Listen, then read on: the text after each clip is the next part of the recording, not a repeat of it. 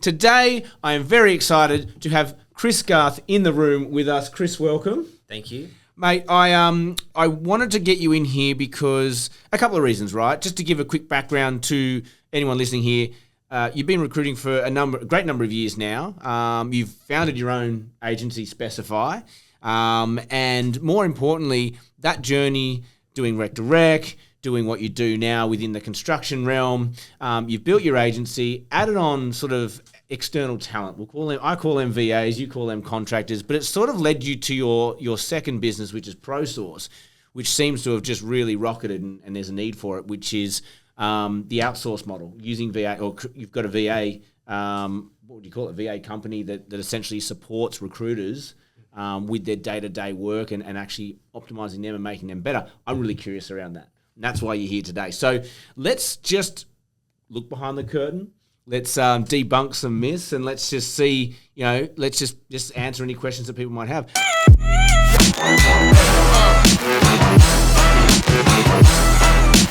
I'll start by just saying, what do you think is important for us to understand about what you do? I think it's important to understand what makes you, successful in the market and what's going to give you the most leverage. And I think leverage is key. And I think that outsourcing gives you leverage pretty much, because as a recruiter, you only have so much capacity. I think when you then outsource and you have a remote team, that gives you leverage. So say you're a 400K biller, you're doing 100K quarters. How do I go to that next level? How do I get 600K? Well, you need leverage and you need more time. So you need to delegate the tasks that aren't, revenue generating. So that's giving you leverage, and that's going to then take you to that next level without burnout, without not enjoying your actual role. So I think that's what I see a lot. So I've got a couple of VAs in our business, and that word delegate is crucial, right? That is essentially you offloading tasks. I actually found that really difficult. Do you find people find that difficult? There's other people in my office who find that an absolute pleasure. Yep, because they're very methodical. Here's what I want you to do. But do you have any advice in and around that delegation piece? Yeah, I think a lot of people make the mistake of delegating too early. So those are actually outsourced too early, and we can come on to that. That's a big thing to watch out for. And then people do, struggle with letting go. I think you have to give control to get control, if that makes sense. Yes. Not to everybody, but to me it does. And it's an uncomfortable feeling, especially if it's your baby, it's your desk, you've started from scratch, or it's your company. It is hard to give up that trust and understand that this person that obviously is working remotely, it's all built on trust, right? So what we have here is obviously it could be a trust issue. So again, if they were working in your office or remotely, how much do you trust this person? So it is all built on trust. So that could be an element. But giving up control is one of the hardest parts, I think, of being a founder or being a business owner or running your own desk. That there, you need to have a mindset shift. What are if you were to give advice to someone who is starting on their journey of outsourcing to the Philippines or wherever that might be, what are the easy places to start delegating work from? What parts of your desk are the best to just offload? I think personally what works best for me, my business, and what I've seen work best for other businesses are tasks that can basically be put into an SOP. So if you can put that into an SOP. And for anyone who doesn't know what an SOP is? Standard operation procedure. Very good. So if you could put that into an SOP, I believe that can then be outsourced, whether it's within Australia or outside of Australia to whoever, right? So that's definitely one area. I think straight away, any task that's like an admin task, unless you love doing admin tasks, unless you love working 14 hours a day, and some people do, it's not for everyone. I feel like admin tasks should be delegated, and I think recruiters need to be focusing heavily on execution. So your job is just to purely execute. If your aim and your goal is to earn lots of money, your outcome is to earn lots of money, you've got to reverse engineer that and look at all of the tasks, do the 80-20 rule across your business and be like, okay, what 20% of the clients or 20% of these tasks is creating 80% of the revenue. And then all those tasks that aren't creating revenue, they need to be outsourced or delegated, right? So there's lots of ways we can cut this up, but it depends on the person, because this is not for everyone. People love doing admin tasks. People love doing all the other tasks across the business, but people that don't love doing those tasks or things you don't love doing, you should be delegating and then focusing on the stuff you love doing, because it's a tough job, as we know. So again, for someone embarking on this journey, what is the typical way to communicate with, you know, these tasks? Like, is there a program that seems to work well, or is it just slotting them in with your current CRM? You might just be a sole operator, right? You don't have a lot of infrastructure. Yeah. What are our thoughts around that side of things, like communicating? Communication is key to any partnership, whether it's onshore or offshore. And I think that's where we see a lot of people go wrong with breakdown in communication. So you need to make sure you got that right infrastructure before you start. So I would recommend having a really strong process, understanding your process, understanding how you win your clients, how you win your candidates, how you win your deals. You need to understand it first. You need to be able to manage it first before you can then delegate it. And then for delegation of tasks and project management, you need to have this central hub. You need to have a project management system.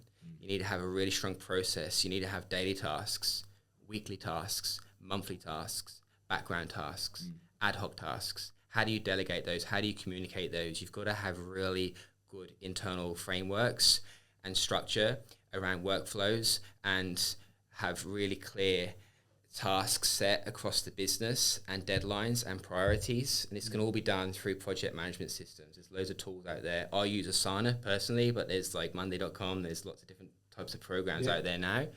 But definitely get yourself a really good project management system, and that's how you will basically grow and scale a remote team and then have less headaches, 100%. Yeah, we use, because we're Microsoft native. Yeah. So we've just gone, what's here for free? Well, Asana's free too, actually. Okay, yeah, cool. I use it for free, believe it or not. You can use it. What do we use? We use through SharePoint. They've got some apps there. There's Planner. Yeah. That's pretty handy. Yeah. It's not perfect, but it's free and it works. You just delegate, assign them a task, and boom. 100%. Like, communication is key to any relationship, and it's the same with your offshore support.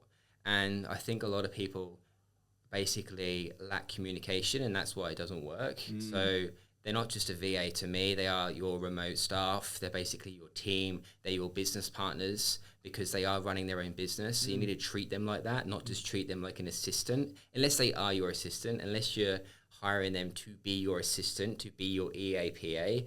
If they are, you know, sourcing for you, or they're market mapping, or they're calling candidates, or they're going on LinkedIn, they're scraping LinkedIn, or if they're going on Seek and they're scraping CVs every day, right? These are very important parts of your business. They need to be treated the same way, and they need to be treated that way, and you need to communicate to them like you would do, just me and you sat next to each other. If you treat them with respect, professionalism, you communicate clearly, I think that's where you have a lot of success. And you've got, so this whole, you know, ProSource is off the back of you doing this for yourself. So I would think that how you use VAs, I'll call them VAs because that's the common vernacular, but you call them contractors. How you use those contractors or VAs, probably a pretty good indication of best case use. How do you use them for your recruitment business? For my business, which I've now used them for 5 years, so I've tried and tested this. I've made all the mistakes. So now I know, obviously, how to get from A to B without those mistakes, because I have tried a lot. We had a lot of trial and error. We've tried a lot of different tasks across the business that haven't worked, and then we've nailed the things that do work really well. And I think the things that work really well across my business that have done, and they've definitely increased our revenue, and they've definitely really helped empower our team as well. So it's obviously a really strong support system for your onshore team. So basically they have the support, and you can afford to hopefully hire that support, which is really expensive to hire that admin support here in Australia. If you look at basically the base salaries, so they offering support 100% is key. And support to the recruiters? Yeah, so basically the recruiters and your candidates, giving them that candidate management, that candidate care, support to the clients, support to everyone across your business. And when you say support, like, I want to get specifics. Like, what specific tasks do you get them to do? So you would be doing basically on LinkedIn, on LinkedIn Recruiter, you build projects to identify talent. Yeah, your offshore remote staff or contractor can build those projects for you. Right. You give them the keywords and the job titles, and they can build those projects for you. And you can also get them to go on to Seek, and you can get them every day to look at every candidate that's updated their resume in the last 24 hours, and they can bring those candidates to your attention. Mm-hmm. So every day you basically have a bird's eye view of your industry with who's active. Mm-hmm. You also then have some really good built talent pools on LinkedIn. You can then go get them to get you information such as email addresses and phone numbers using AI tools. So you want to use AI as well. You want to leverage that with your offshore team member. Mm. So they can then basically also email those candidates for you on behalf of you. Okay. So reach out. You're using the reach out. Absolutely, for candidates and for clients. Right. And for candidate care and client care, or the aftercare as well. Because have you got time to basically go check into all those candidates that you placed with over the last 2-3 years, both candidates and clients? They can help you with all the aftercare as well. Mm. And they can also help you with ads and formatting resumes. Everyone's been formatting resumes and using offshore teams for 15, 20 years. It's nothing new, but these guys obviously work with you. They understand how you work. They understand your workflow. So then you plug them into your desk. They'll basically take 80% of your workload away. That just allows you then just to execute. Your job is just to speak to candidates, influence clients, and close deals. Everything else can be delegated if you want to delegate it, because some people love it, right? Some people love that process from end to end. I actually found that I did a lot of delegation, and I was doing those high touch point tasks. Man, you're so tired by the end of the day because you are literally on the phone for 8 hours. Yes, right? That's the dream. Yes, I think I actually brought a few tasks back because it was more like a breather. Yeah. And, sometimes you want to bring those tasks back because it is valuable for you to do the work. Just 100%. Like going through LinkedIn every now and then is actually valuable because you go, oh, okay, this has changed. I found with VAs, they're very good at taking instruction, not necessarily great at going outside of that instruction because they're very like, this is what you told me to do. So that's my 2 cents on it. You mentioned AI. I mentioned it out there because AI agents, AI is the big thing. Yeah. Is there a fear there that this model gets, taken over by AI, or do you have a view on this? I think there's a couple of opinions on this, personal opinions. So there's a wave, obviously, of early adopters. Some people have really adopted it early. Like, we're sending 10,000 emails a week through AI, and I haven't seen a single email. It's all getting written by AI, and we get people booking to our calendars, and we have meetings off the back of our AI machine that's sending 10,000 emails a week to different businesses across Australia. So that's AI I've adopted early, and I've built a really comprehensive workflow through Clay, and it's all end-to-end, and it works perfectly, and I get people just book into my diary. And then that's perfect, right? I've also then got somebody offshore managing that workflow, making sure that everything's talking to each other, right? So how I've really leveraged it is actually adopted it early, and then I've got a contractor offshore managing the AI, right? So then all I've got is then people booking into my diary, and I'm just executing. I'm just doing the meetings with clients. Amazing. And doing the influencing. And that's it. Like, AI still needs someone to steer it, right? 100%. It still needs management. It's still very clunky. We are early adopters, but you got to think about all the dinosaurs as well in the industry that are just getting used to, maybe they're getting a note taker, maybe they're just getting used to using ChatGPT, maybe they haven't even discovered ChatGPT yet, right? So we've still got this other market here which won't adopt AI for the next 10, 15, 20 years, or maybe never adopt it, because there's agencies that will never adopt offshore contractors, right? So it's not for everyone, but AI will disrupt this, but it's actually going to play into our favor if you're not scared of it. And I think if you use it to your advantage, and then you get it managed by a contractor offshore, and then also with what I'm finding with AI now is there's a lot of tools that are actually useless. Like, I've used them, they're not very good, they're not worked out. So I think we're going through this sort of trial period for the next 5-10 years to see actually what works, what doesn't. Because I've definitely have that like shiny objects in the syndrome. You just like sign up to a tool, doesn't work, and that actually cost me a lot of time last year before. Oh, massively. And all the subscriptions. I did a whole episode on this very topic where it's like everyone's like, "What are your takes on AI?" And I kind of adopted the whole, I'm going to sit back and wait because there's so much noise and fuss out there, but what actually works we don't know. And so, yeah, I did a whole episode on that because that was my stance. But I'm now at that point, I've seen enough. I'm doing a lot more now, especially in the agent space. I think that's the interesting one for me. Agents, yes. So I've actually explored that. Do we build that in-house or do we use a third party? Because you can build it in-house and you can get potentially, yeah. But like to build it in-house, like from scratch is possible. But then do we just use somebody else's tool? But like where we can use agents across the business now is going to be a game changer. So there's certain laws in certain countries, I believe, across the globe, where I think they're quite relaxed here at the moment in Australia because we are quite innovative and tech-driven. But like initial interviews, especially for us, if we like put an advert up, we can get 300 resumes. Wow. So we can get like the AI agent to do the initial screening. And some people like yourself, maybe you go online, you're okay speaking to a robot for the initial questions just to filter through the ones that are good or not good. So if you get that AI agent doing the initial interview, some of the programs out there are quite advanced now. Then if they pass that agent, then they get to your consultant or they get to a remote staffing person, right? They get to a contractor. So they get through the AI, then they go to the contractor offshore, and then they get to you. So you've got two gatekeepers, right? To filter through those 300 resumes. You can also use AI agents for invoicing, especially for me, for my contract business, for basically chasing hours, making sure hours are correct. All the hours and all the accounting and bookkeeping can be done by agents, as well as the interviews. So you can basically now implement these agents into your business, which is really effective. But who do you go with? Who do you trust?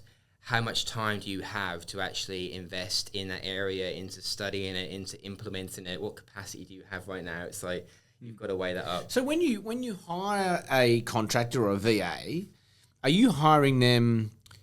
Like you hire them because there's a lot of myths around it, right? Like so when I first got my VA, I hired one through an agency, and I just thought, okay, they've put one forward, great.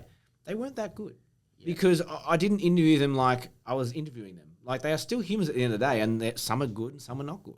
Like they have certain skills, they haven't got certain skills. So when you're looking for a fit, so ProSource essentially is an agency that finds talent overseas for your business, correct? Yes. So if I said to you, hey, I need to get an additional contractor or an additional VA, what do the steps look like from your end? Like what then happens? Well, what's the outcome? What goal do you want? Why do you need that person? So you will find someone specific to my task? Depending on what you need. So let's just say I am building AI agents and I've got a framework here and I do need someone who can like manage it for me and run it and iron out tweaks and, grow it. Yeah. I want someone to do that. Yeah. Now what? First, do you understand it? Do you know that? Do you know what you're actually outsourcing? I'm 50% there. Yeah. Yeah. So I think that's the thing first. It's like use a professional, use someone onshore, like someone you trust, a brand you trust. Don't outsource too early.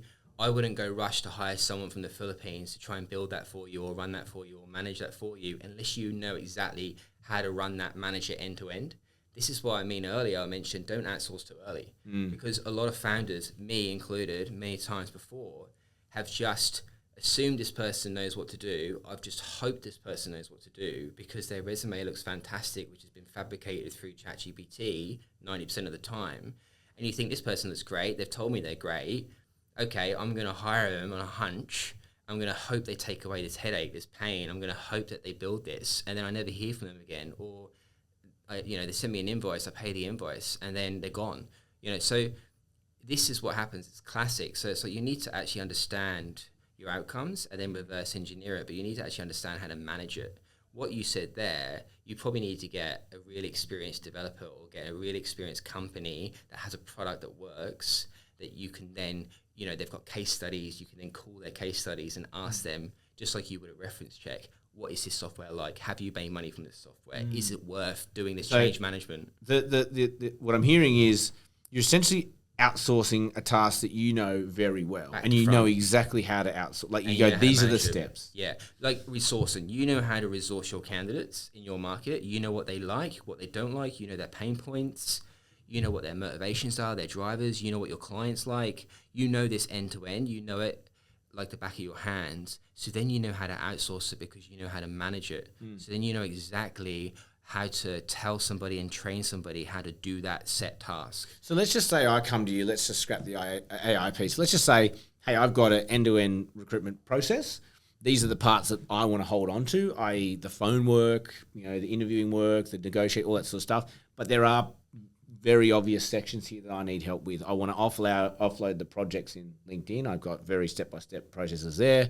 I need them to, upload CVs to our CRM and manage our CRM, and this is what we're looking for. And if I've got a very detailed plan, then what? You go, okay, I've got someone for you, or you then go and find them for us? Yeah, so again, like say, for example, if you're headhunting someone in your own market, right, and you've got a client that comes to you, they want someone with X, Y, and Z skill set, you're going to go to market and find someone with X, Y, and skill set, right? Yeah. It's the same with this concept. It's like, we'll go find someone that has that experience already in building projects on LinkedIn, already understands the Australian landscape, already understands your market, already understands billions, already understands how to build those projects, right? So we fast track. You don't have to train them. You'll train them on your way of working, on what you like and what you don't like, but they're already going to come with those fundamentals. So it's like fast tracking that. It's like you pay a little bit more, but you pay them more to get quality, because that's another thing with outsourcing.